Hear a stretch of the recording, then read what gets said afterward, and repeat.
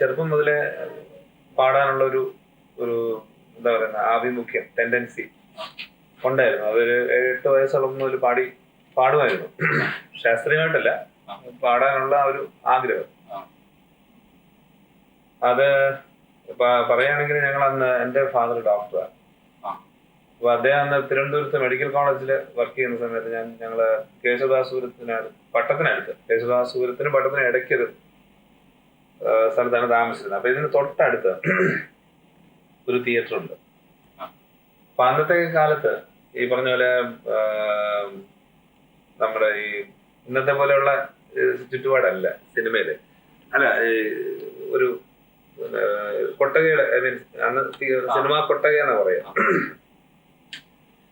അപ്പൊ ഇത് ഈ മാറ്റിനിക്കും പിന്നെ ഫസ്റ്റ് ഷോയ്ക്കും സെക്കൻഡ് ഷോയ്ക്കും എല്ലാം കോളാമ്പിയിൽ കൂടെ പാട്ട് വെച്ചിട്ടാണ് ഈ മനുഷ്യനെ അട്രാക്ട് ചെയ്യുന്നത്. അത് അന്നത്തെ കാലത്തെ സ്റ്റൈൽ അതാണ്. അപ്പൊ ഈ പാട്ട് ഞാൻ എപ്പോഴും ഇങ്ങനെ കേൾക്കുന്നുണ്ട്. എൻ്റെ വീട് തൊട്ടടുത്തായതുകൊണ്ട് ഈ പാട്ട് എനിക്ക് കേൾക്കാം. അപ്പൊ അത് ഫോളോ ചെയ്ത് പാടി തുടങ്ങി യഥാർത്ഥത്തില്. പിന്നെ എൻ്റെ ഫാദർ സംഗീതമായിട്ട് കുറച്ച് താല്പര്യമുള്ള കൂട്ടത്തിലാണ്. അപ്പൊ ഞങ്ങൾ ഈ പള്ളിയിലെ പാട്ടുകളൊക്കെ ഹാർമോണിയം വെച്ച് പുള്ളി തന്നെ പാടി കേൾപ്പിക്കുമായിരുന്നു. ഒരുപക്ഷെ അതിൽ നിന്നൊക്കെ ആയിരിക്കാം പിന്നെ ഈ പാട്ടിലേക്ക് എനിക്ക് കൂടുതലായിട്ടുള്ള ഒരു പ്രചോദനം ഉണ്ടായത്. പക്ഷെ അത് കഴിഞ്ഞ് ഞാൻ ഹൈസ്കൂളിൽ കയറിയതിന് ശേഷമാണ് അതായത് ഒരു ഓഡിയൻസിനെ ഫേസ് ചെയ്ത് പാടുന്നത് ആദ്യമായിട്ട്. അത് കഴിഞ്ഞ് ഞാൻ സ്കൂളിൽ മത്സരിച്ചു, പ്രൈസ് കിട്ടിയിട്ടുണ്ട്. മിക്കവാറൊക്കെ ഫസ്റ്റ് പ്രൈസ് എന്ന് തന്നെ എൻ്റെ ഓർമ്മ. ഞാൻ പ്രീ ഡിഗ്രിക്ക് കയറിയ വർഷമാണ് ഞാൻ ആക്ച്വലി യഥാർത്ഥത്തിൽ ഞാൻ ആദ്യമായിട്ട് യേശുദാസിനെ കാണുന്നത്. അപ്പൊ എനിക്ക് ഈ പാട്ടിനുള്ള കമ്പം എന്നിലുണ്ടായിരുന്നു. പക്ഷെ ഓഫ് കോഴ്സ് ഞാൻ പാടി തുടങ്ങുന്ന സമയത്തും എനിക്ക് എൻ്റെ ഏറ്റവും വലിയ ആരാധനാമൂർത്തി എന്ന് പറയുന്നത് യേശുദാസായിരുന്നു. പക്ഷെ അദ്ദേഹത്തെ ആദ്യമായിട്ട് കാണുന്നത് പ്രീ ഡിഗ്രിക്ക് കയറിയ വർഷമാണ്.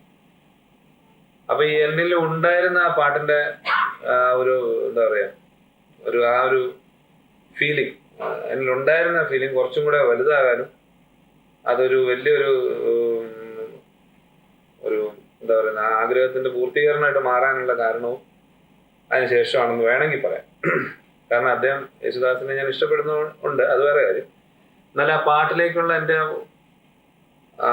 ഒഴുക്ക് കുറച്ചും കൂടെ കൂടിയത് അതിനുശേഷമാണ്. അതായത് പ്രീ ഡിഗ്രിക്ക് മുന്നേ ഞാൻ കോളേജിൽ ഫസ്റ്റ് ആയിരുന്നു. ഞാൻ ഹൈസ്കൂളിൽ പഠിക്കുന്ന കാലത്ത് മുതൽ അതായത് 10 പേര് കൂടുന്ന സദസ്സുകളിൽ പാടാറുണ്ടായിരുന്നു. മിക്കവാറും ഒക്കെ ഫസ്റ്റ് പ്രൈസ് ഞാൻ വാങ്ങിച്ചിട്ടുണ്ട്. പക്ഷെ സർവകലാശാല തലത്തിൽ ഞാൻ മത്സരിച്ചിട്ടില്ല. കാരണം അങ്ങനെ ഒരു തീരുമാനം എടുക്കേണ്ട ഒരു സാഹചര്യം എനിക്ക് ഒരു പ്രാവശ്യം ഉണ്ടായി. അതിനുശേഷം ഞാൻ സർവകലാശാല ലെവലിൽ മത്സരിക്കില്ല എന്ന് അന്നൊരു തീരുമാനം എടുത്തത്. അതിനുശേഷം ഞാൻ അങ്ങനെ മത്സരിച്ചിട്ടില്ല. പക്ഷെ പൊതു മത്സരങ്ങളിൽ ഞാൻ മത്സരിച്ചിട്ടുണ്ട്. ശാസ്ത്രീയ സംഗീതം അഭ്യസിച്ചിട്ടുണ്ടോ എന്ന് ചോദിച്ചാൽ അഭ്യസിച്ചിട്ടുണ്ട്. പക്ഷെ ഞാൻ അതിലൊരു അഗ്രഗണ്യനായിട്ടുള്ള ഒരു പാട്ടുകാരൻ ആണ് എന്ന് എനിക്ക് പറയാൻ പറ്റില്ല. കാരണം ഞാൻ ശാസ്ത്രീയ സംഗീതം അഭ്യസിക്കാൻ തുടങ്ങിയത് തന്നെ എൻ്റെ രണ്ടാമത്തെ ഡിഗ്രിക്ക് ചേർന്ന് 2ാമത്തെ വർഷത്തിന് ശേഷമാണ്. അതായത് വേണമെങ്കിൽ ഒരു 18-19 വയസ്സിന് ശേഷമാണെന്ന് വേണമെങ്കിൽ പറയാം. പക്ഷെ അതിനുശേഷം ഞാനൊരു 4-5 വർഷത്തോളം ഞാൻ സംഗീതം പഠിച്ചു. അത്യാവശ്യം പാടാനുള്ള പറഞ്ഞു തന്നാൽ മനസ്സിലാക്കാനുള്ള ചില സംഗതികളൊക്കെ എനിക്കറിയാം. അതല്ലാതെ ഇതിനകത്തൊരു കച്ചേരി നടത്താനോ അല്ലെങ്കിൽ ആധികാരികമായിട്ട് സംസാരിക്കാനോ ഉള്ള തരത്തിലുള്ള ജ്ഞാനമൊന്നും എനിക്കില്ല. ആരായിരുന്നു ഗുരു? എന്നെ ആദ്യത്തെ 1 മാസം പഠിപ്പിച്ചത് കൊല്ലത്ത് ഞാൻ ഇപ്പൊ താമസിക്കുന്ന 20 വർഷമായിട്ട് ഞാൻ താമസിക്കുന്ന സ്ഥലത്ത് ഒരു തങ്കപ്പൻ ഭാഗവതരായിരുന്നു എന്നെ തുടങ്ങിയത്. പക്ഷെ ഞാൻ അതിനുശേഷം 3-3.5 വർഷം പഠിച്ചത് കൊല്ലത്ത് തന്നെയുള്ള മറ്റൊരു സംഗീത രംഗത്ത് പ്രവർത്തിക്കുന്ന പ്രഗത്ഭനായ ഒരു സുബ്രഹ്മണ്യ ശർമ്മ എന്ന് പറഞ്ഞ ഒരു ഭാഗവതരുടെ കീഴിലായിരുന്നു. ആദ്യമായിട്ട് പാടുന്നത് 1981 നവംബറിലാണ്. അത് കേൾക്കാത്ത ശബ്ദം എന്ന സെഞ്ചുറി ഫിലിംസിന്റെ കേൾക്കാത്ത ശബ്ദം എന്ന സിനിമയ്ക്കായിരുന്നു. ജോൺസന്റെ സംഗീതത്തിൽ ബാലേന്ദ്രമേനന്റെ സംവിധാനമായിരുന്നു പടം. അത് ആദ്യ ഗാനം പാടുമ്പോൾ ഞങ്ങളുടെ മനസ്സിലുണ്ടായിരിക്കുമല്ലോ, അതൊരു പ്രേക്ഷകർ അത് നല്ല രീതിയിൽ സ്വീകരിക്കണം എന്നുള്ളൊരു ഇതുണ്ടായിരിക്കുമല്ലോ. ആഗ്രഹം. അതനുസരിച്ചിട്ട് താങ്കളുടെ ആദ്യത്തെ ഗാനം പ്രേക്ഷകര് സ്വീകരിച്ചോ? എന്റെ പറയുകയാണെങ്കിൽ എന്റെ ആദ്യത്തെ പാട്ട് തന്നെ സിനിമാ രംഗത്ത് ഒരു നവാഗതന് കിട്ടാവുന്ന തരത്തിൽ പറയുകയാണെങ്കിൽ എന്റെ ആദ്യത്തെ പാട്ട് തന്നെ ഹിറ്റായിരുന്നു. കന്നിപ്പൂവാൻ എന്ന പാട്ട് ഇപ്പോഴും ഞാൻ പാടുന്ന പല വേദികളിലും അത് ആവശ്യപ്പെടാറുണ്ട്. ഒരു ഗായകൻ എന്നുള്ള രീതിയിൽ എനിക്ക് അംഗീകാരം ലഭിച്ച ഒരു പാട്ടാണ്. ഇതുവരെ എത്ര സിനിമക്ക് വേണ്ടി എത്ര പാട്ടുകൾ പാടിയിട്ടുണ്ടെന്ന് കൃത്യമായിട്ട് പറയാൻ പറ്റും? ഞാന് 81 ആരംഭിച്ചെങ്കിലും സിനിമയിൽ ആരംഭിച്ചെങ്കിലും 86 ഫെബ്രുവരിയിൽ എല്ലാവർക്കും അറിയാവുന്ന പോലെ ഒരു കാർ ആക്സിഡന്റിൽ പെട്ടിട്ട് ഞാൻ കഴിഞ്ഞ ഒരു 4-4.5 വർഷമായിട്ട് സിനിമാ രംഗത്ത് നിന്ന് മാറി നിൽക്കുകയായിരുന്നു. പക്ഷെ 91 വീണ്ടും ഞാൻ സിനിമാ രംഗത്ത് പാടി തുടങ്ങി. ഇപ്പൊ മൊത്തത്തിൽ പറയുകയാണെങ്കിൽ ഏതാണ്ട് ഒരു 35 പടത്തിലേ ഞാൻ പാടിയിട്ടുള്ളൂ. പക്ഷെ അതില് ഒരു 20-25 പാട്ടും അറിയപ്പെടുന്ന പാട്ടിൽ തന്നെയാണ്, ഹിറ്റായിട്ടുള്ള പാട്ടിൽ തന്നെ. ഇപ്പോ ഏതെങ്കിലും സിനിമയ്ക്ക് പാടിക്കൊണ്ടിരിക്കുന്നുണ്ടോ? ഇപ്പോ ഞാൻ എന്റെ റിലീസ് ചെയ്യാനായിട്ട് തമ്പി കണ്ണന്താനത്തിന് ഷാരോൺ പിക്ചേഴ്സിന്റെ ജൂലിയ പിക്ചേഴ്സിന്റെ നാടോടി എന്ന പടത്തിന് ഞാൻ പാടിയിട്ടുണ്ട്. ഇനിയിപ്പോ ജെയ്സി സംവിധാനം ചെയ്യുന്ന ഒരു പടവും ഡെന്നിസ് ജോസഫ് സംവിധാനം ചെയ്യുന്ന ഒരു പടവും എനിക്ക് വാക്കാലുള്ള പറഞ്ഞിട്ടുണ്ട്. പക്ഷെ അതിന്റെ റെക്കോർഡിംഗ് ആയിട്ടില്ല. താങ്കൾക്ക് ഏറ്റവും ഇഷ്ടപ്പെട്ട സംഗീത സംവിധായകൻ ആരാണെന്ന് പറയാൻ പറ്റും? ഒരു സംഗീത സംവിധായകന്റെ സംഗീതം മാത്രമേ ഇഷ്ടപ്പെടൂ അല്ലെങ്കിൽ ഇഷ്ടമായിട്ടുള്ളൂ എന്ന് പറയാനായിട്ടുള്ള ബുദ്ധിമുട്ടുണ്ട്. കാരണം ഇപ്പൊ എന്നെ സംബന്ധിച്ച് പറയുകയാണെങ്കിൽ ഞാൻ പാടിയിട്ടുള്ള, നേരത്തെ പറഞ്ഞ പോലെ 30-35 പടത്തിൽ ഞാൻ പാടി. അതിലേതാണ്ട് 20 പാട്ടോളം തന്നെ 20-25 പാട്ടോളം തന്നെ ഹിറ്റാകണം. ഈ പാട്ടുകളെല്ലാം പലരും സംവിധാനം ചെയ്ത പാട്ടുകളാണ്. അപ്പം ഏതെങ്കിലും ഒരു പ്രത്യേക സംവിധായകന്റെ പാട്ട് മാത്രമേ ഹിറ്റായിട്ടുള്ളൂ അല്ലെങ്കിൽ ഇഷ്ടപ്പെട്ടുള്ളൂ എന്ന് എനിക്ക് പറയാൻ പറ്റില്ല. കാരണം ഞാൻ പാടിയിട്ടുള്ള സംവിധായകരുടെ എല്ലാം പാട്ടുകൾ എനിക്ക് പൊതുവെ ഇഷ്ടമാണ്. പിന്നെ മലയാള സിനിമയിലെ ആദ്യകാല ഇപ്പോഴത്തെ വർത്തമാനകാല പാട്ടുകളിൽ ഉണ്ടായിട്ടുള്ള വ്യത്യാസങ്ങളെ കുറിച്ചിട്ട് താങ്കളുടെ അഭിപ്രായം എന്താ? ഇപ്പോ പറയുകയാണെങ്കിൽ 70കളിലുള്ള ആ ടൈപ്പ് പാട്ടുകളല്ല ഇന്നിപ്പോൾ ഉള്ളത്. കാരണം കുറച്ചും കൂടെ ഫാസ്റ്റ് ആയിട്ടുള്ള, മെലഡിക്ക് വലിയ ഇമ്പോർട്ടൻസ് ഇല്ലാതെ എന്നാൽ ഋതത്തിനും മറ്റു തരത്തിലുള്ള ശബ്ദ മ്യൂസിക്കലായിട്ടുള്ള ഇൻസ്ട്രുമെന്റ്സിന് ഇമ്പോർട്ടൻസ് കൊടുത്തുകൊണ്ടുള്ള ചില പാട്ടുകളാണ് ഇപ്പൊ കൂടുതലായിട്ട് ഇറങ്ങുന്നത്. പക്ഷെ ഇന്നത്തെ സംഗീതം മോശം എന്ന് പറയാൻ പറ്റില്ല. പക്ഷെ എന്നാൽ നമ്മുടെ മനസ്സിൽ പതയുന്ന പാട്ടുകൾ പഴയ 70കളിലുള്ള പാട്ടുകളാണ്. എനിക്ക് കൂടുതൽ ഇഷ്ടവും അത്തരത്തിലുള്ള പാട്ടുകളാണ്. മാപ്പിളപ്പാട്ടുകൾ താങ്കൾ വളരെ ഭംഗിയായി പാടി ഒത്തിരി കാസറ്റുകൾ പ്രേക്ഷകർക്കായിട്ട് താങ്കൾ വിപണിയിൽ ഇറക്കിയിട്ടുണ്ട്. മാപ്പിളപ്പാട്ടിലേക്ക് താങ്കളുടെ ശ്രദ്ധ തിരിയാൻ എന്തായിരുന്നു പ്രത്യേക കാരണം? ഒന്നാമത് പറയുകയാണെങ്കിൽ ഞാൻ ഒരു ഒരു പാട്ടുകാരൻ എന്നുള്ള നിലയിൽ എല്ലാ തരത്തിലുള്ള പാട്ടുകളും കൈകാര്യം ചെയ്യണം എന്നുള്ളൊരു ആഗ്രഹം എനിക്കുണ്ടായിരുന്നു. കാരണം എല്ലാ ഭാഷയിലും, പിന്നെ ലളിത സംഗീതം, അർദ്ധശാസ്ത്രീയ സംഗീതം, അങ്ങനെ തുടങ്ങി സംഗീതത്തിന്റെ എല്ലാ നിലയിലുമുള്ള പാട്ടുകൾ കൈകാര്യം ചെയ്യണം എന്നുള്ള ആഗ്രഹം ഉണ്ടായിരുന്നു.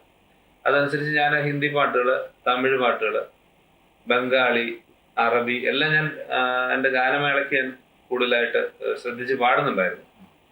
അപ്പൊ അങ്ങനെ വന്ന സമയത്താണ് മാപ്പിളപ്പാട്ടും ഈ പറഞ്ഞ പോലെ ഈ കാസറ്റ് വിപ്ലവം എന്ന് പറഞ്ഞൊരു സംഭവം നമ്മുടെ ഈയിടെയായിട്ട് കേരളത്തിലെ 80കളിൽ 80 അതായത് 82-83 കാലഘട്ടത്തില് കാസറ്റിന് വളരെയധികം ഇമ്പോർട്ടൻസ് ഉണ്ടായ ഒരു സമയമാണ്. അപ്പൊ പല കാസറ്റ് പ്രൊഡ്യൂസർമാരും ഇത്തരത്തിൽ മുമ്പോട്ട് വന്നു. അതായത് ഓണസമയത്ത് ഉത്സവ ഗാനങ്ങള്, അയ്യപ്പ സീസണിന്റെ സമയത്ത് അയ്യപ്പ ഗാനങ്ങള്, ക്രിസ്മസ് സീസണില് ക്രിസ്മസ്, ഇതൊന്നും അല്ലാതെ ഒരു സീസണും ഇല്ലാത്ത, സീസണുണ്ട് എല്ലാ സീസണിലും വിറ്റുപോകുന്ന ഒരു കാസറ്റാണ് ഈ മാപ്പിളപ്പാട്ട് സംഗീതം എന്ന് പറയുന്നത്. എന്നാൽ പെരുന്നാൾ സമയത്ത് കുറച്ച് കൂടുതലായിട്ടുള്ള കാസറ്റുകൾ ഈ സമയത്ത് വിറ്റ് പോകുന്നുണ്ട്. പക്ഷെ അങ്ങനെ ഒരു സീസൺ മാപ്പിളപ്പാട്ടിനെ സംബന്ധിച്ച് പറയുമ്പോൾ ഇല്ല.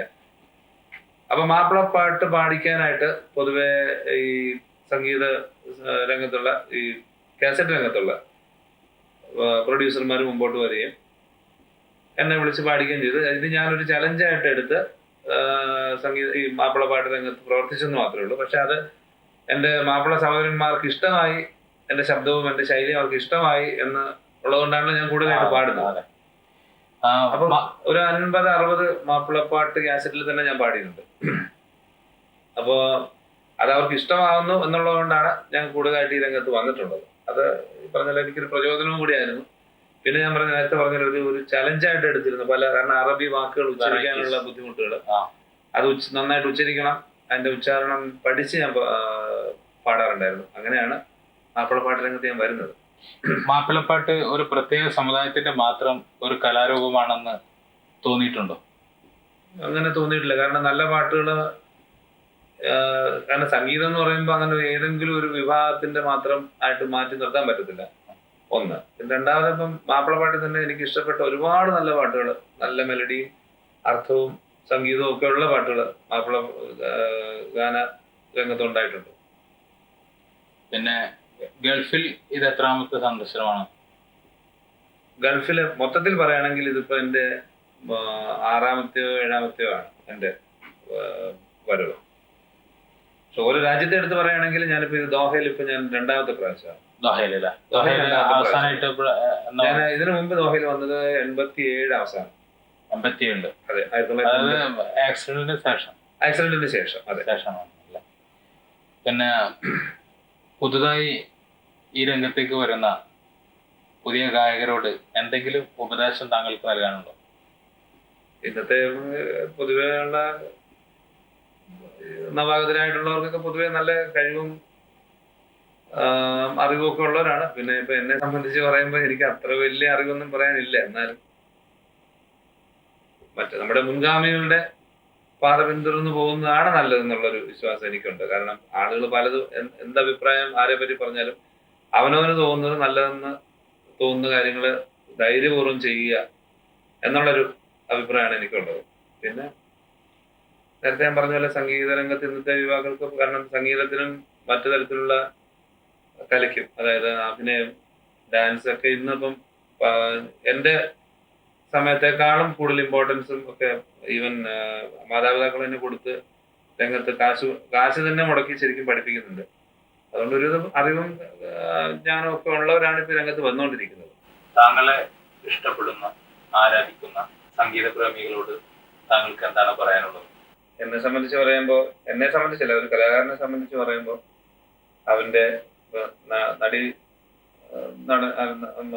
അഭിനയം തൊഴിലായിട്ട് എടുത്തിട്ടുള്ള ആളുടെ കാര്യം പറയുകയാണെങ്കിൽ അവന്റെ പ്രേക്ഷകർ, അതായത് അവനെ കാണുന്നവരാണ് അവനെ പ്രോത്സാഹിപ്പിക്കുന്നത്. അല്ലാതെ എത്ര കഴിവുണ്ടെങ്കിലും ഒരു കലാകാരൻ വലിയവനാണെന്ന് പറയാൻ പറ്റില്ല. കാരണം അവനെ കേൾക്കാനോ കാണാനോ, ഇപ്പൊ പാട്ടുകാരനെ എന്നെ സംബന്ധിച്ച് പറയുകയാണെങ്കിൽ എന്റെ പാട്ട് കേൾക്കാൻ 10 പേരുണ്ടായാലേ ഞാൻ വലിയവനാവുള്ളൂ.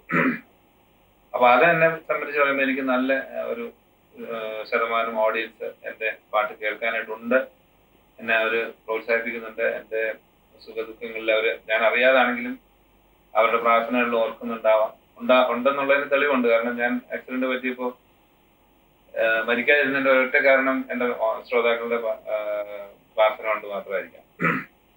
അപ്പൊ അവരുടെ ആ പ്രാർത്ഥനയും പ്രോത്സാഹനവും എന്നും എനിക്ക് ഉണ്ടാകണം എന്ന് മാത്രമേ എനിക്ക് എന്റെ ശ്രോതാക്കളോട് പറയാനുള്ളൂ. എനിക്കിങ്ങനെ ഒരു ദോഹയിൽ വന്ന സമയത്ത് ഒരു ഇന്റർവ്യൂ എടുത്ത്, ഈ പറഞ്ഞ പോലെ എന്റെ ശ്രോതാക്കൾക്ക് വേണ്ടിയിട്ട് ഒരു ഇന്റർവ്യൂ എടുത്ത്, അത് ഒരു തരത്തിലൊരു പ്രോത്സാഹനം കൂടിയാണ്. അതിനുള്ള അറേഞ്ച്മെന്റ്സ് ഉണ്ടാക്കിയ ഇതിന്റെ പ്രവർത്തകർക്കും എന്റെ നന്ദി, നമസ്കാരം.